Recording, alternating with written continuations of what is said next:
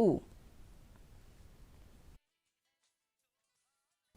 Kaseng Kongres ke jylla Meghalaya nin Khmih kelapan bena ya ke Khmih lynti bakato ka ningut ki menteri barim bat ki MLA ken wanphai biang sya kaseng hau benai banwan uhe ke MPCC uba Vincent H Pala ulapen pa babon ki belami menshwa menta ki kwa ban penyaso biang hakaba ke jingalang ke bapura labu banlong haka khatway bat khat artrik urisau ha South West KHASI Hills hakaba ki don ki MLA ki ban wanphai biang haba penpau ye kijing sngokia halor ke jinglong nongyalam jong u hadian ke jinglet no jong ki khat arngot ki MLA sya ke TMC ulabu jingkli ye ke jinglong shngan jong ke jingya so thamai jong ki da ke bakdau babun sien ki lakla seng ulapen kesan bakini ki jingkla jong ki ka penpau ya ki mat ki bakham jeliu hapo kasan perthai ban ye ke jinglong nongyalam jong u.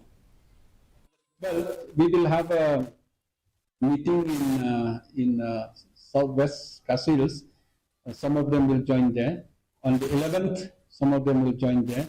So a series is not proper for me to tell them in advance because they are yet to resign, yet to join.